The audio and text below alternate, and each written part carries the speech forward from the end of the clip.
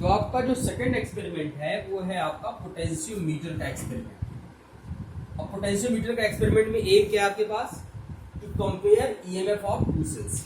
दो सेल्स आपके पास दिए होंगे, दोनों सेल प्राइमरी सेल होंगे, एक डेनियल सेल होगा और एक लेक्लांचे सेल होगा। उन दोनों का ईएमएफ आपको कंपेयर करना है। ये आपका पोटेंशियोमीटर है। 10 मीटर लॉन्ग वायर्स होती है, मतलब हर वायर 1 मीटर की होती है और इस तरह से 10 बार ऐसे टर्न होता है। ये वायर जो बनी होती है वो कॉन्स्टेंटन की या मैग्नीन की बनी होगी, ठीक है। अब आपने क्या करना है कि एक पॉइंट ए को, यानी जहां पे आपके सामने स्केल बना हुआ है वो पॉइंट ए होगा, उसको आपको ड्राइवर के पॉजिटिव से जोड़ देना। ड्राइवर के नेगेटिव को रियोस्टेट जोड़ेंगे, रियोस्टेट को आप मिलीमीटर जोड़ देंगे और मिलीमीटर का पॉजिटिव टर्मिनल 20 जोड़ देंगे। ये आपका प्राइमरी सर्किट कंप्लीट हो गया। अब आपके पास दो सेल है, एक है लेक्लांचे और दूसरा है डेनियल। लेक्लांचे के पॉजिटिव को आप ए के पॉजिटिव जोड़ेंगे, यानी कि ड्राइवर के पॉजिटिव से, और डेनियल के पॉजिटिव को भी आप ए के पॉजिटिव से ही जोड़ देंगे, यानी कि ड्राइवर से जोड़ देंगे।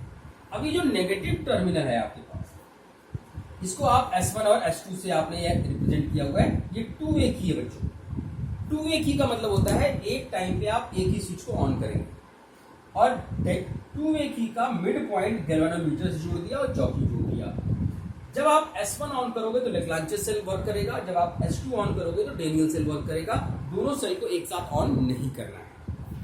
अब हमारा सर्किट सही है या गलत है उसको चेक करना है। सबसे पहला काम नंबर 1, पहले तो आपने देख लेना है कनेक्शन सारे प्रॉपर होने चाहिए, टाइट कनेक्शन होना चाहिए, लूज कनेक्शन नहीं होना चाहिए, वो एक बेसिक चीजें हैं। अब आपने इस जॉकी को S1 को ऑन कर दिया और इस जॉकी को ए पे टच कराया। अगर इस जॉकी को ए पे टच कराने से गैल्वेनोमीटर में लेफ्ट साइड का डिफ्लेक्शन होता है और उसी जॉकी को बी पे टच कराने से गैल्वेनोमीटर में राइट साइड का डिफ्लेक्शन होता है, यानी लेफ्ट एंड देन राइट या वाइस वर्सा, तो इसका मतलब हमारा सर्किट बिल्कुल सही है, दुरुस्त है। लेकिन अगर आपको सिंगल साइडेड डिफ्लेक्शन मिलता है, यानी कि या तो लेफ्ट मिले या तो राइट मिले, तो आप कुल 3 गलतियां कर सकते हैं। 3 गलतियां कर सकते हैं, वो उन गलतियों के बारे में समझिए। What types of error. गलती नंबर 1, हो सकता है कि लेक्लांचे या डेनियल या दोनों ही कि नेगेटिव को आपने ड्राइवर के पॉजिटिव से जोड़ रखा हो। लेक्लांचे या डेनियल के नेगेटिव को आपने ड्राइवर के पॉजिटिव से जोड़ रखा हो, तब भी आपको सिंगल साइडेड डिफ्लेक्शन मिलेगा। तो सबसे पहले तो आपने क्या सोचना है कि दोनों के पॉजिटिव जुड़े होने चाहिए, क्योंकि लेक्लांचे और डेनियल पे लिखा नहीं होता है बच्चों कि कौन सा प्लस है कौन सा माइनस है, वो हमें आइडेंटिफाई करना पड़ता है। वो हम बाद में समझेंगे कैसे वो पता करेंगे। लेकिन अगर आपने प्लस को प्लस से जोड़ रखा है उसके बाद भी सिंगल साइडेड डिफ्लेक्शन मिलता है, इसका मतलब दूसरी गलती जो आप कर सकते हो या हो सकती है, ये जो ड्राइवर सेल है उसका ईएमएफ, ड्राइवर का ईएमएफ लेक्लांचे और डेनियल से कम हो। वेरी इंपॉर्टेंट थिंग, अगर आपको सिंगल साइडेड डिफ्लेक्शन मिलता है तो इसका मतलब कि ड्राइवर का ईएमएफ कम है इन दोनों से। होना क्या चाहिए, ड्राइवर का ईएमएफ हमेशा इन दोनों से ज्यादा होना चाहिए, तभी आपको डबल साइडेड डिफ्लेक्शन मिल सकता है। तो मान लीजिए आपने इसको भी सही कर लिया, क्योंकि हमें पता है कि लेक्लांचे का जो वोल्टेज होता है, एक आइडियल लेक्लांचे सेल का जो वोल्टेज होता है वो 1.45 वोल्ट के आसपास होता है और इसका आपका 1.05 वोल्ट के आसपास होता है। तो यानी आपको ड्राइवर का जो ईएमएफ रखना है वो इन दोनों से भी ज्यादा रखना है, यानी कि आपको लगभग 2-3 वोल्ट के आसपास रखना है। ये बात समझ आई, यानी इसको ज्यादा रखना है इन दोनों से। लेकिन आपने ड्राइवर के वोल्टेज को भी मान लो 3 वोल्ट पे रखा हुआ है, फिर भी नहीं मिल रहा है, तो इसका मतलब एक गलती हो सकती है आपसे कि जो रियोस्टेट है उसका रेजिस्टेंस बहुत ज्यादा है। रेजिस्टेंस बहुत ज्यादा होने से सर्किट में करंट कम हो जाएगी और पोटेंशियल ड्रॉप कम हो जाएगा। दोबारा सुन लीजिए कि आपने प्लस को प्लस से जोड़ रखा है, ड्राइवर का वोल्टेज भी आपने इससे ज्यादा रखा है, फिर भी आपको नल पॉइंट सिंगल साइडेड मिलता है, तो मींस जो रियोस्टेट है उसका रेजिस्टेंस ज्यादा है, ये ज्यादा रेजिस्टेंस ऑफर कर रहा है, इस रेजिस्टेंस को कम करिए, यानी करंट को बढ़ाइए, तो आपको सिंगल साइडेड डिफ्लेक्शन से छुटकारा मिल जाएगा, यानी डबल साइडेड डिफ्लेक्शन मिल जाएगा। अब बच्चों समझो, डबल साइडेड डिफ्लेक्शन मिलने के बाद आप इस जॉकी को ए पे टच कराओगे, बी पे टच कराओगे, डबल साइडेड डिफ्लेक्शन मिलेगा। S1 ऑन है, अब इस जॉकी को आपने यहां पे टच कराया, ये लेंथ मेजर कर ली, इसका ईएमएफ मान लो I1 है और नल पॉइंट तुम्हें मिल गया L1 पे। तो इसका मतलब हो गया xi1 के लिए लर्न पॉइंट कितना L1। फिर आपने S1 को ऑफ करके S2 ऑन कर दिया, इसका ईएमएफ मान लो xi2 है, नल पॉइंट यहां मिल गया, यहां से यहां तक पूरी लेंथ नाप लेंगे आप, ये L2 हो गया। तो xi1 by xi2 is equal to L1 by, बस इसी एक्सपेरिमेंट को 3 बार करना है। आप कहोगे कि 3 बार कैसे करेंगे हम, तो आपने क्या करना है कि इसकी सेटिंग को चेंज करके करंट की वैल्यू को चेंज कर लेना है, करंट डिफरेंट करंट पर xi1 बाई xi2। याद रखना कि हर बार xi1 और xi2 की वैल्यू लगभग बराबर ही आएगी, ठीक है। अब ये तो हो गया एक्सपेरिमेंट करने का तरीका। अब हम बात करते हैं कि इसमें वाइवा कैसे पूछा सकते हैं, क्या क्या क्वेश्चंस आपसे पूछा सकते हैं। तो पहला क्वेश्चन, पोटेंशियोमीटर क्या होता है, व्हाट इज द पोटेंशियोमीटर। उसका जवाब है बच्चों, potentiometer is a device which use to measure unknown EMF, यानी एक ऐसा डिवाइस जो अननोन ईएमएफ को पता करता है या दो सेल के ईएमएफ को कंपेयर करता है और किसी भी सेल के इंटरनल रेजिस्टेंस का के बारे में बता सकता है, इंटरनल रेजिस्टेंस बता सकता है, ईएमएफ निकाल सकते हो, दो सेल के ईएमएफ कंपेयर कर सकते हो, किसी भी सेल का इंटरनल रेजिस्टेंस निकाल सकते हो। ये सारे काम पोटेंशियोमीटर। पोटेंशियोमीटर किस प्रिंसिपल पर काम करता है, वर्किंग प्रिंसिपल क्या है।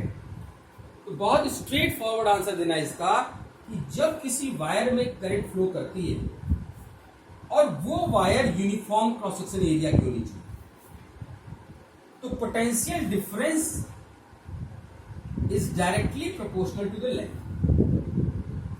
मैं रिपीट कर रहा हूं इस चीज को कि potential difference is directly proportional to the length of current carrying uniform cross section wire. Potential difference is directly proportional to the length of current carrying uniform cross section wire. This is the principle of potentiometer. और जब आप इसको हटाते हैं तो ये बन जाता है V equal to KL, K को बोलते हैं पोटेंशियल ग्रेडियंट। किसी भी पोटेंशियोमीटर की पहचान उसके पोटेंशियल ग्रेडियंट से होती है। पहचान का मतलब उसकी अच्छाई। किसी भी पोटेंशियोमीटर का K जितना कम होगा वो उतना ही सेंसिटिव पोटेंशियोमीटर होता है। याद रखना, जितना कम के होगा उतना ही वो सेंसिटिव होगा। सेंसिटिव का मतलब वो उतनी कम से कम मेजरमेंट को सही से सही नाप पाएगा। तो for high sensitivity the value of के शुड बी डाउन लो। तो अगर आपसे एग्जाम में पूछे कि भाई बताओ तुम्हारे लैब में 3 तरह के पोटेंशियोमीटर हैं, एक 4 मीटर का है और एक 6 मीटर का और एक 10 मीटर का है, कौन सा पोटेंशियोमीटर ज्यादा प्रेफर करोगे। तो आपका जवाब छूटते ही होना चाहिए कि 10 मीटर। क्यों?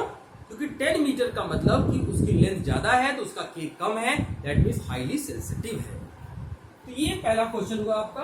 अब दूसरे क्वेश्चन की तरफ बढ़ते हैं कि क्या मैं वोल्ट मीटर से, आपने बोला कि पोटेंशियोमीटर का काम है ईएमएफ मेजर करना, तो आपसे पूछा सकता है कि क्या मैं वोल्ट मीटर से ये काम नहीं कर सकता था।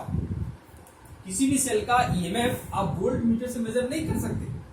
जवाब है नहीं कर सकते। क्यों नहीं कर सकते? क्योंकि वोल्ट मीटर क्या करता है, वो सर्किट से करंट ड्रॉ करता है। क्योंकि V बराबर क्या फॉर्मूला होता है, Xi माइनस IR।